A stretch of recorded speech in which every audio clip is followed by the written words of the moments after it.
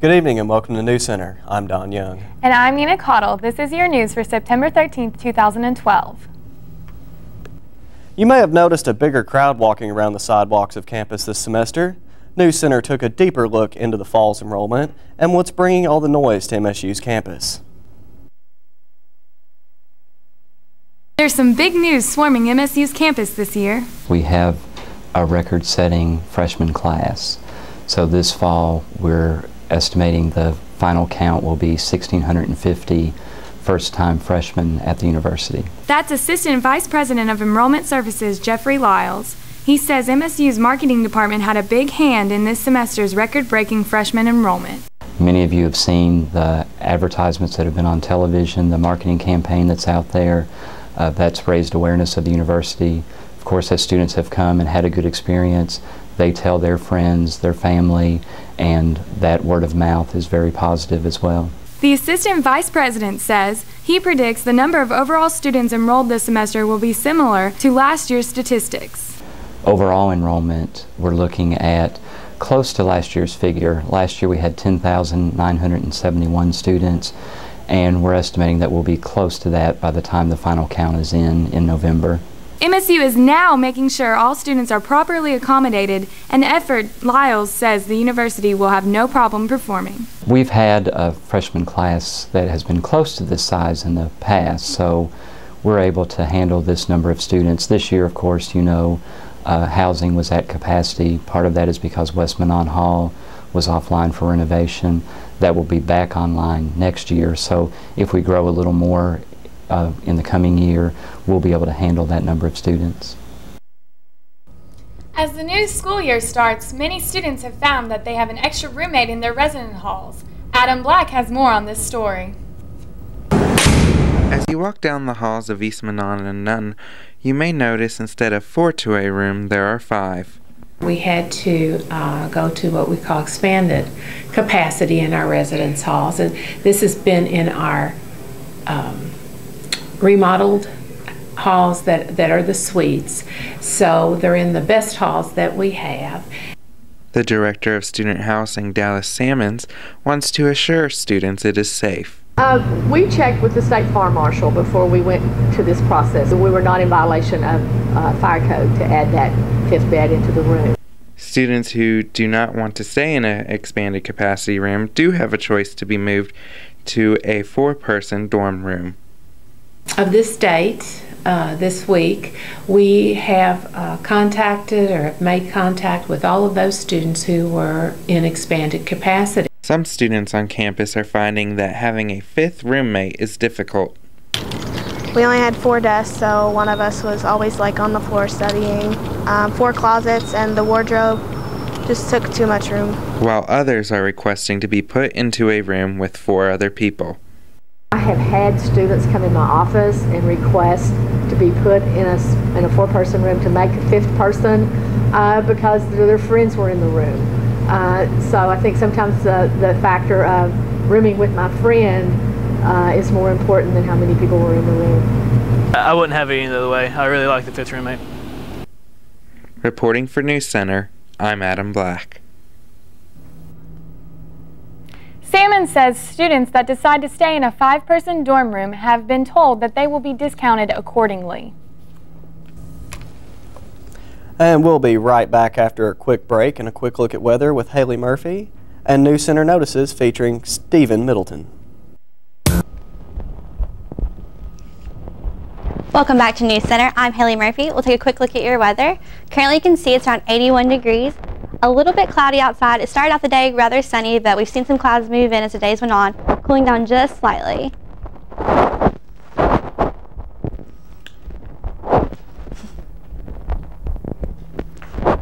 The record temperatures, as you can see, in 1939 we had a high of 99 degrees, so nowhere near that today, thankfully.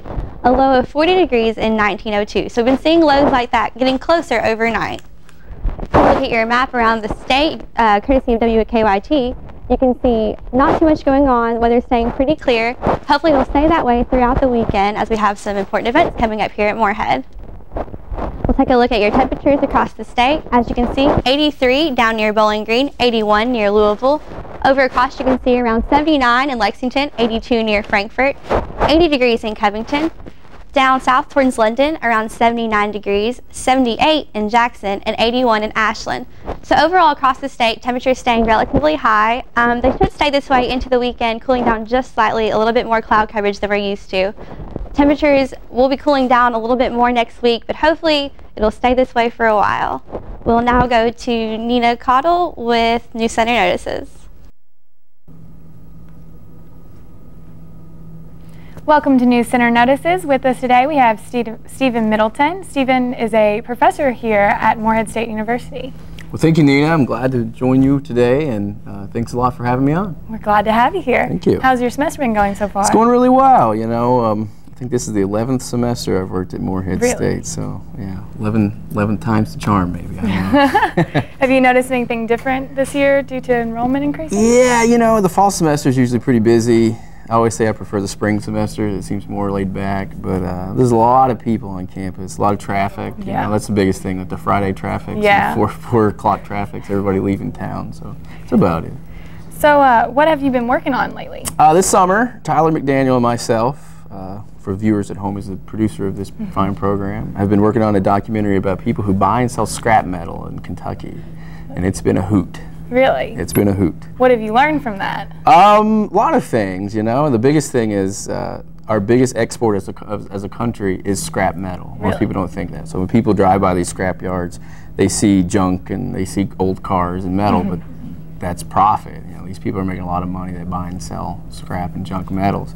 So yeah, I've learned a whole lot about that. What made you want to do this topic for? You know, I don't know. I always like trying to find, I wouldn't say strange, but just different topics. And, you know, people in my family used to always trade metals and things, you know, and just thought it was just so strange. You heard about people stealing copper and things too. And I said, well, how come there's a lot of money in copper? But yeah, apparently so. Did it change your views doing this, like looking at this from what you thought before? Well, the one thing I think I've learned more than anything else, Nina, is, you know, you can make money at anything, you know, and it's not just, you know, trading stocks or something like that. Literally, you can make money at anything in the United States, and this is it. It's one to get into. This is one to get into. Really? If I had the money, I would buy it myself. When you finish with this, what do you plan on doing with it? Well, hopefully we're going to start editing soon. Hopefully this week or next week, and then try to get it done late fall, maybe early winter. And then I have some contacts at KET, I should say, and then they've aired my previous work, and then hopefully we can get it there and then a few film festivals. Have you had a lot of shows and a lot of programs? Yeah, sure. Currently, the film I made last summer called Tobacco-Latcha about tobacco farming in Kentucky. That's still on KET. Really? Yeah. We can actually go on the website and actually find it. I'm not for sure of the air dates, but it's generally on at least once a week. For the rest of this fall. So what exactly did the tobacco app, what was it? Tobacco-Latcha. Tobacco-Latcha. No, it was just about the, you know, tobacco farming, and, you know, it used to be a big industry in Kentucky was tobacco farming, and now not so much. And it's just sort of a retrospect of what happened and, you know, kind of the history of it all. And that's airing currently on KET? Yeah, that's awesome. Have you done film festivals or anything? Yeah, sure have. I think we're going to be at the Louisville International Film Festival coming up in November, and then the one I really like to talk about is the Hot Springs Documentary Film Festival, which is coming up in October, and hopefully I'll get to go to those and check this out as well. Okay. Do you have any future upcoming projects that you plan on There's working a few. There's one I've been working on and off for over a year about haunted houses and all the little strange haunted houses that pop up around Halloween, so hopefully we can work on that. All right, well, thank you for joining us today, Stephen. And we'll be right back with an extended look at weather with Audrina Anderson with Eagle Athletics.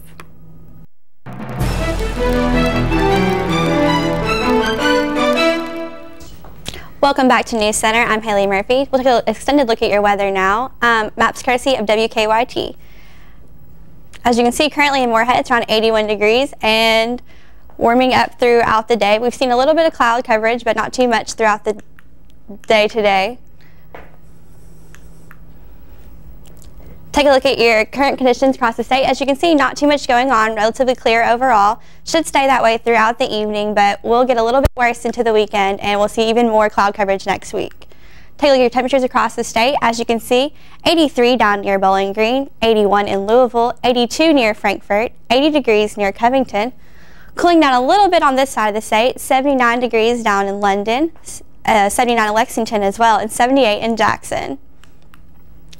Currently you can see it's around 81 degrees and partly cloudy, humidity around 50%, winds light around 6 miles per hour. So overall a really pretty day on campus. Not too much going on, should stay that way into the evening and overnight.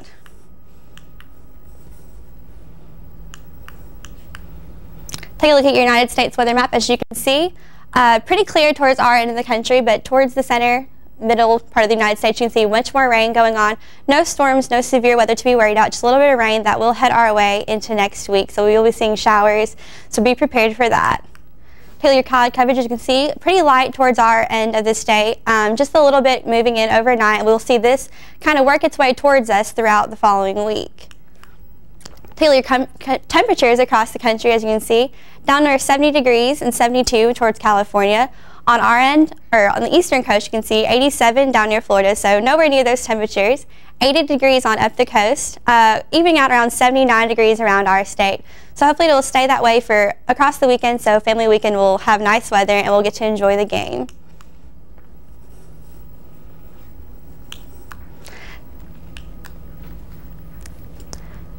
Tomorrow you can see temperatures around 73 degrees for the high, so it'll be cooling off a little bit overnight tonight. We'll see a little bit of cloud coverage move in, not too much sunshine, so be prepared for that as you head into the weekend. Take a look at our 5-day forecast. As you can see, a high of 73 degrees on Friday with a low of 63, cloudy for the day. Saturday, the sun will be back out with a high of 72 and a low of 48. Sunday, clouds moving back in for the weekend, a high of 75 and a low of 50. Monday, a high of 76 and a low of 55. Partly cloudy throughout the day, and we'll start to see showers move in for the rest of the week. Tuesday, a high of 72 and a low of 56 with more cloud coverage. So overall, pretty even temperatures, and hopefully won't see lows go any farther than that. So what do you guys think? Good weather for family weekend and tailgating? Looks pretty nice. At least nobody will get sunburnt. That's very true. We'll see. Hopefully no rain. It should be stay pretty clear. I think Sunday evening they're calling for a little bit of rain, but we should be able to avoid that until the later part of next week. So overall pretty nice, and hopefully it ends up to be a really good family weekend for everyone. Do you all plan on going out for this weekend? My mom actually is planning on having a barbecue this weekend. Well, there you go. Perfect weather. It's not too hot, so it should be pretty nice. Be able to sit around and just enjoy our time. So. Exactly. Well, now we'll take a look at sports with Adrena Anderson. Your home for the Morehead State Eagles, this is NewsCenter Sports. After winning 5 of their last 6 matches, the Morehead State Volleyball Eagles are hitting the road this weekend. The Morehead State Volleyball team will head to North Carolina for 3 matches in the Spartan Spectacular. The weekend will begin with a match against Youngstown State Friday at 4:30 p.m. On Saturday, matches will continue with the Eagles getting an early start and facing UNC Williamson at 9:30 a.m. Matches will conclude later Saturday evening in a face-off with host UNC Greensboro at 7:30 p.m. This past Tuesday at the Wasadio Winds Fall Kickoff Invitational, the Morehead State men's golf team tied for 5th.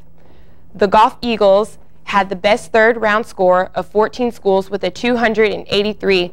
After finishing with a third-round total of 882, the Eagles had 2 players placed within the top 20. Senior Matt Logan finished with a third-round score of 218, tying him for 12th, while senior Jared Flannery finished with 219. The men's golf team will return to action September 17th and the 18th at the Louisville Cardinal Classic in Simpsonville, Kentucky. Former Morehead State soccer standout Juliana Lopez has found a great deal of success abroad. Lopez, who was an instrumental part of the 2010 Morehead State Soccer Eagles, is currently playing professionally in Finland for the soccer club Merilappi United. Despite only spending 1 season at MSU, Lopez made a huge impact in her time here. She was named 2nd team All-OVC and OVC's tournament's most valuable player, along with ranking 3rd overall. After her senior season, Lopez tried her hand at coaching, but decided that the field was where her passion truly was. Lopez was then recruited by a Swedish soccer club before eventually being picked up by her current team. Lopez credits much of her success to MSU soccer coach Warren Lapkin and has stated that her time in Finland has been truly amazing. And now for NewsCenter's famous sports trivia.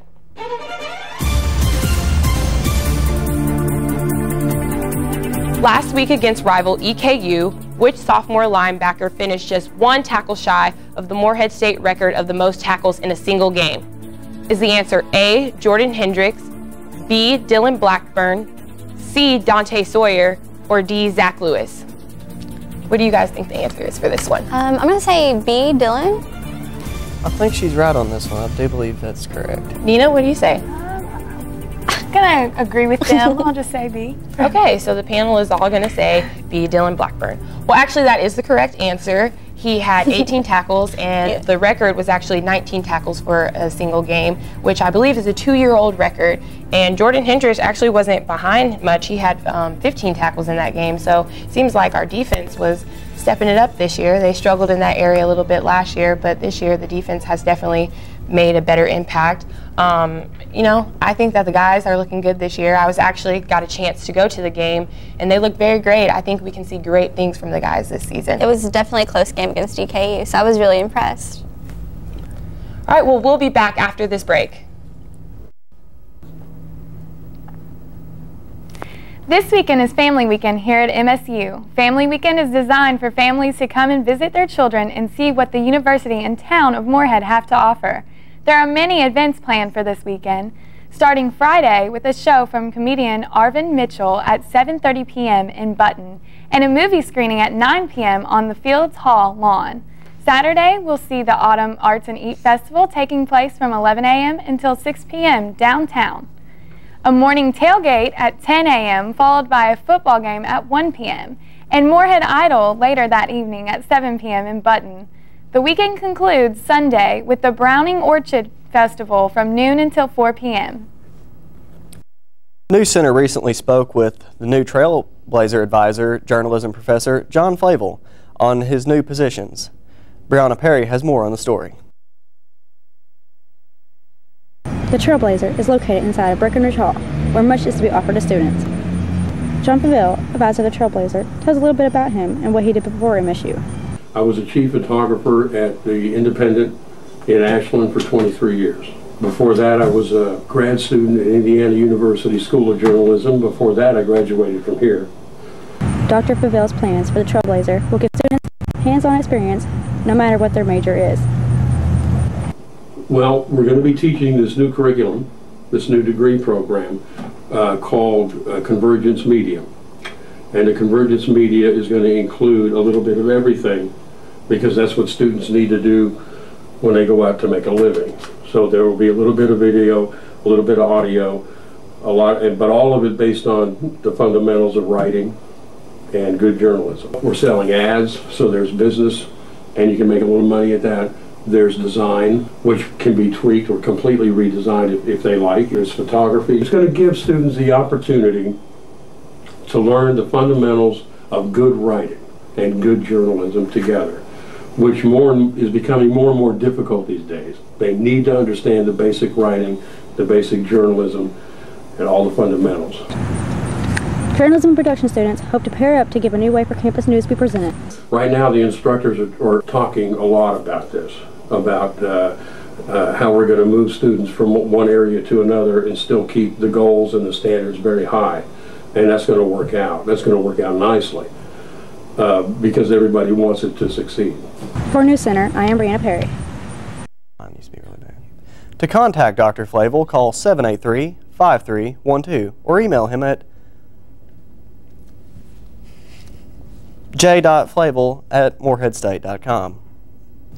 Morehead State Professor Cap Yes presented research on the theorized God particle as part of the Interdisciplinary Forum on Tuesday, September 11th. NewsCenter's Hardy Breeding has more on the story. Students and faculty filed into Breckenridge as Dr. Yes of the Physics Department spoke at the second Interdisciplinary Forum of the year. The forum, titled The God Particle, dealt with the recent discovery of the Higgs boson, a new theory that will forever change physics and further explain the origins of the universe. NewsCenter caught up with Dr. Yes at his office for an extended interview. My goal, and what I was asked to do, was to take the discovery of the Higgs boson and put it in layman's terms for people who weren't scientists and make some understanding out of it as to its significance in terms of science and historically, and also to present sort of some historical context. Mr. Higgs wrote his original paper in the 1960s. He's 80 years old today, so he would have been early on. It would have been early on in his career, which isn't unusual. But he's waited then almost 50 years for some type of experimental confirmation of his work. Dr. Yes later discussed the theory and how it will be applied to people's everyday lives. It's certainly going to alter theory. It'll alter physics. It'll alter the way people progress from here on out in terms of the frontiers of physics. But it's going to take a long time, I think, for not only experimental work, but also more practical application to catch up with this discovery. The first place a physics student would even be exposed to the Standard Model would be in a modern physics class, so probably their third or fourth semester of physics. And those textbooks right now talk about the Standard Model. I would bet within the next publishing cycle they will all be changed to include the Higgs boson as part of the Standard Model, and then in fact update to include the, not only the discovery of it, but its properties and things like that as part of the regular text curriculum. The Higgs boson and the Standard Model in total certainly has implications for our understanding of how the universe started and the evolution of the universe. So the fact that it's complete is going to aid us in sort of refining the Big Bang model, and there's no question about that. Dr. Yes advises students with an interest in physics to join the Physics Club, which takes occasional physics-related field trips.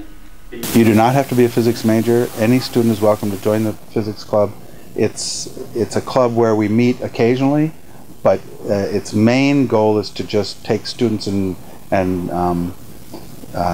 do social events with them so that the physics majors get to know each other better, and also to then take them off campus and experience things that are related to physics and try to build a better understanding of the field in general.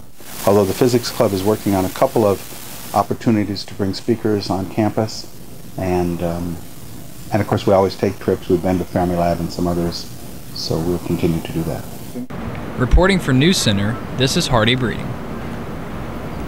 So, Nina, are you going out to the game this weekend? Yeah, actually I am. My mom and dad are both going, and my brother's going to meet us there, and it'll be the first game we've actually really went to as a family. So. Well, it ought to be a really nice weekend. As Haley told us earlier, the weather's looking pretty nice. A few clouds in the sky, but overall it should be a really nice weekend. Tailgating in the morning. I believe there's stuff going on Main Street. So it should be a good weekend to have family weekend. Are you going out to the game too then? I plan to go out to the game. It ought to be a good time. Good.